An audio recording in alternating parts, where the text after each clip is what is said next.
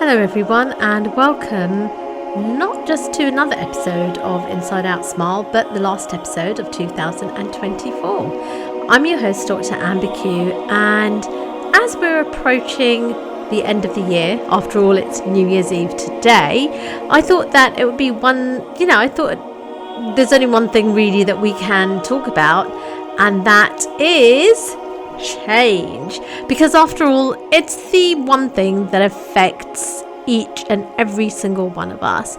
And at the end of the day, if we don't embrace change, it's inevitable. It's the one inevitable part of life, and change is everywhere. It's constant, it's inevitable, and it can often be challenging. But I think at times like this, at the end of the year, it feels exciting. It's like a fresh start, a new adventure, even though obviously it's the Gregorian calendar as opposed to the Islamic calendar. But even so, it is exciting. I feel excited by it.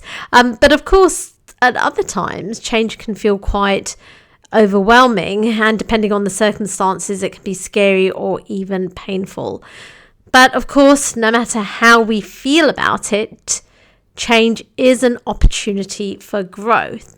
And so I thought it'd be nice to chat about embracing change today, about why we resist it, how to overcome that resistance, and how we can unturn the unknown into a force for personal growth. And I think that whether you're navigating a big life decision, a career shift, or maybe some unexpected challenge, I hope that this episode will give you some tools to face change with resilience and positivity. So why does change feel so hard? I think at its very core, resistance to change just often comes down to fear. It's, fear of the unknown, fear of failure, fear of losing kind of what feels comfortable. Because we all, we all want to stay comfortable, even though we know that physiologically and, it's good for us to be uncomfortable. And obviously, psychologically, change disrupts our routines and our sense of stability. So why are our brains wired to prefer the familiar? Why does sticking with what we know feel good? I think it's because we feel safe.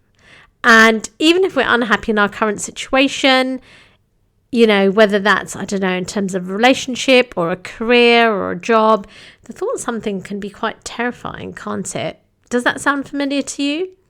And certainly on an emotional level, I think that change really forces us to face uncertainty.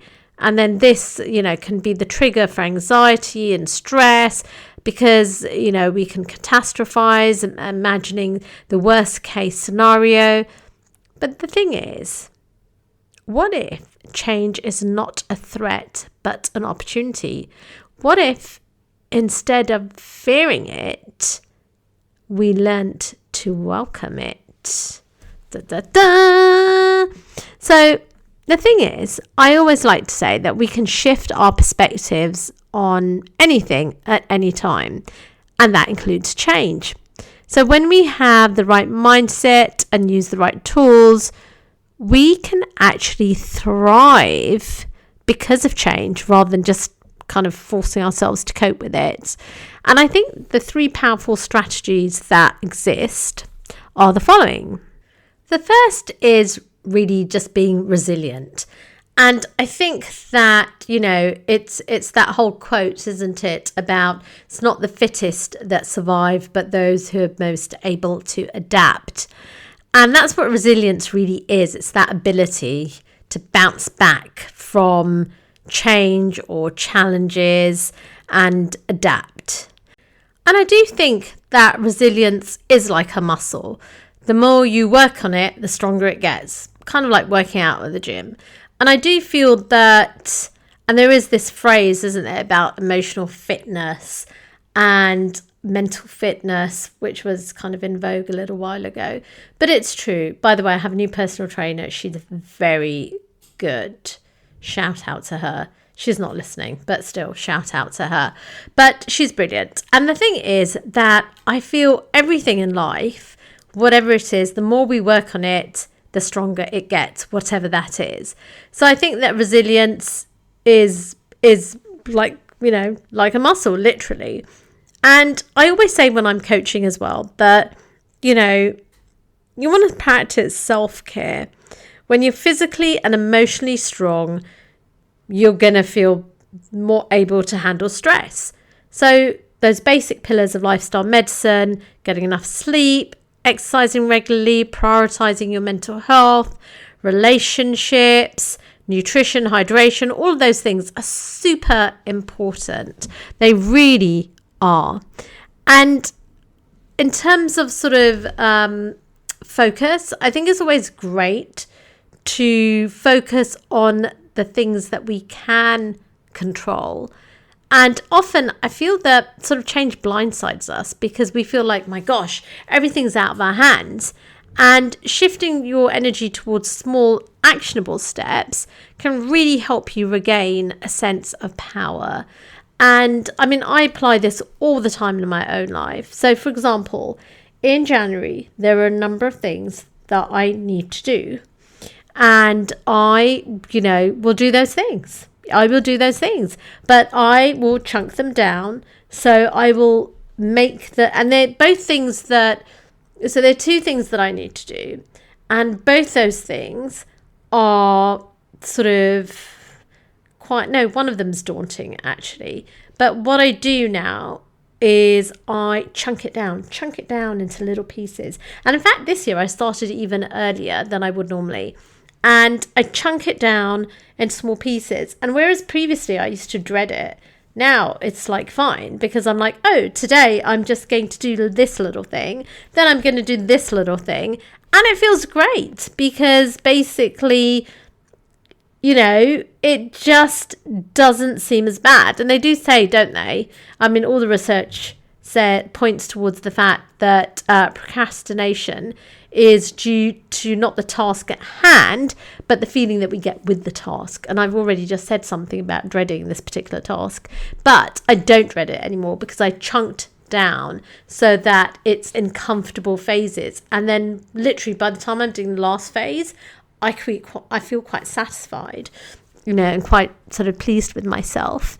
But let's talk about the second point because then I'm going to speak about the third point as well. So I feel that, and again, these are all things that I coach on, that a growth mindset is one of the most important things to have, because essentially it's the belief, or should I even call it self-belief, that you can develop and improve through effort and learning.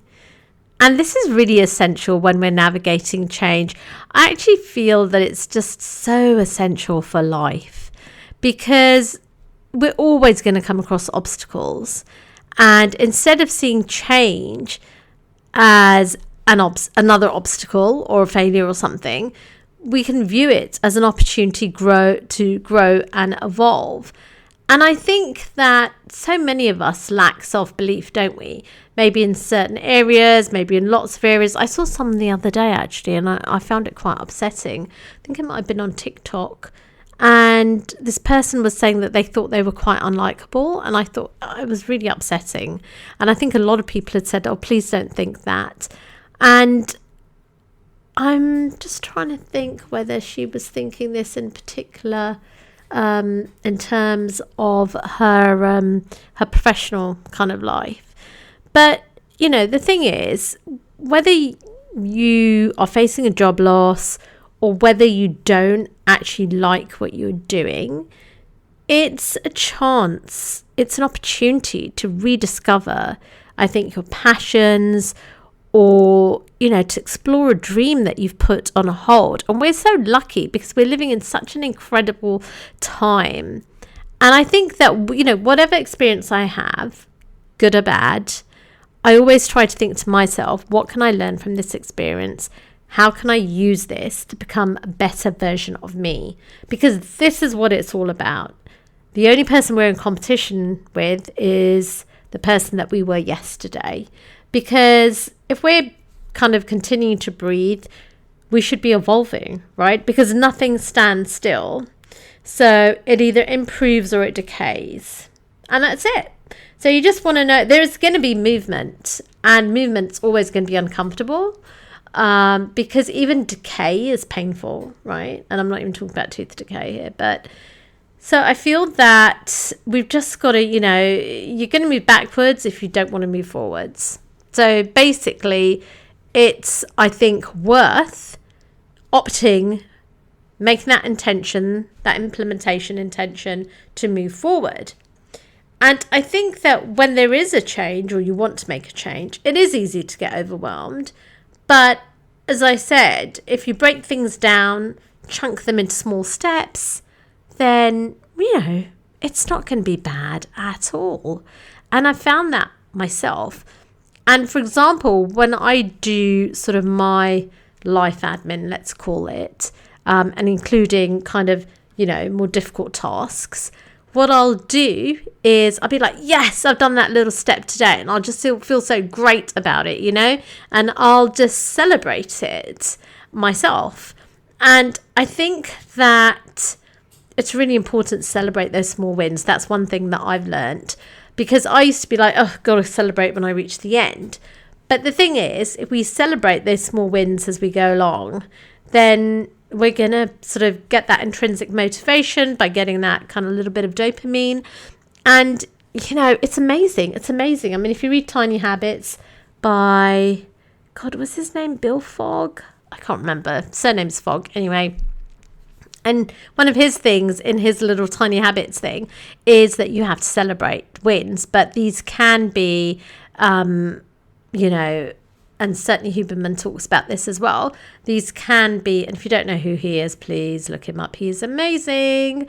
But, it's all about providing intrinsic motivation to yourself by, celebrating those wins, which can be just literally giving yourself a high five even. But just, doing, celebrating those little victories. I think that's what life is all about. And actually, I feel that that's what gives us momentum in life, not even just in a task. And I don't know, there's so much beauty and joy around us, whether it's smelling a rose or looking at fairy lights. Oh my God, I'm so excited. I mean, I don't celebrate Christmas, so I do nothing for Christmas.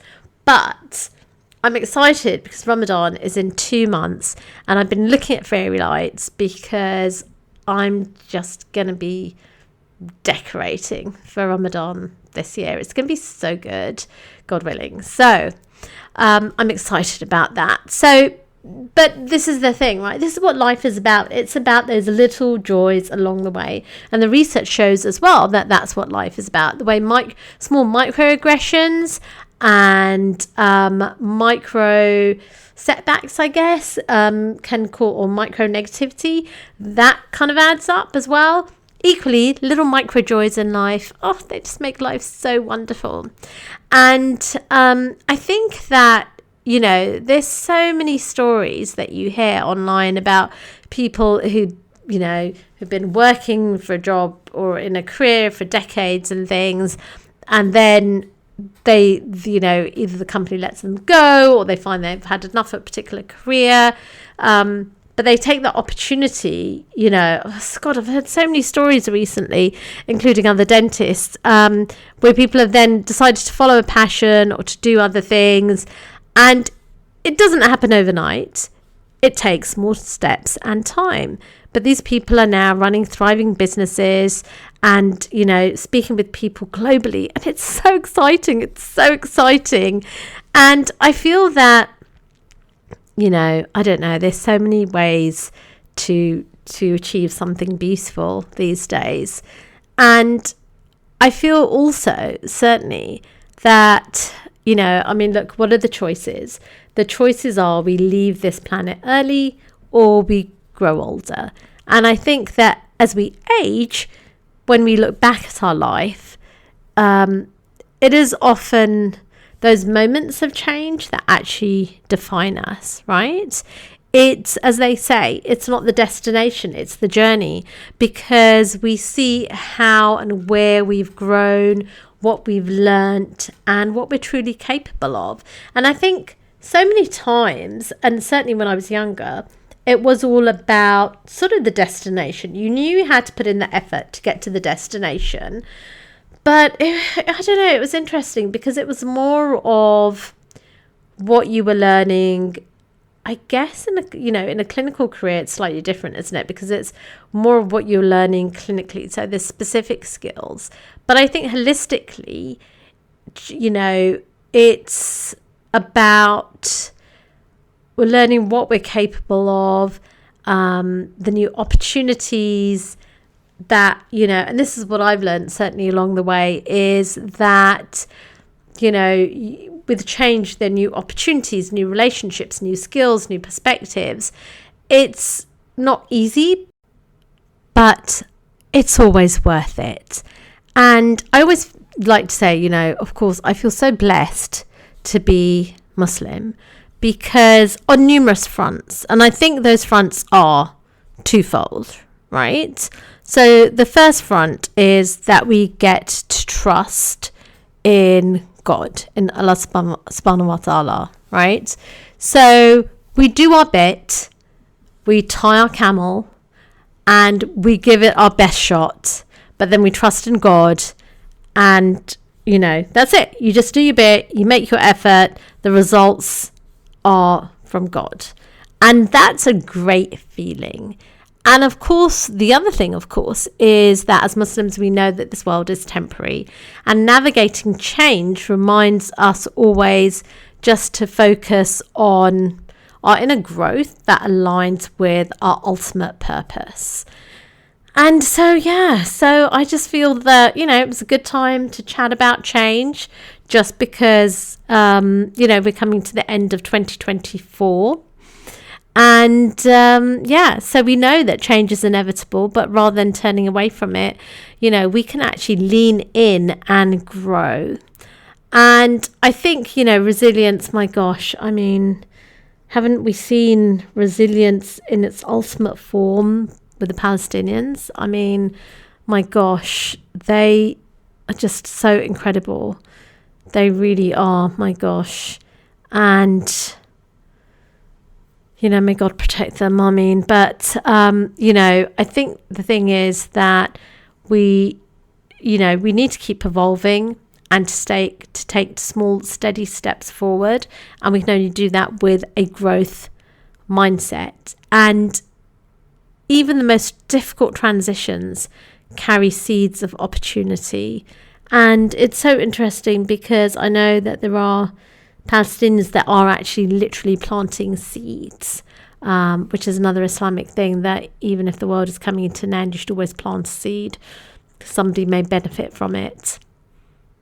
And probably something else as well, profound, that I am not a scholar, so I won't go further into that conversation.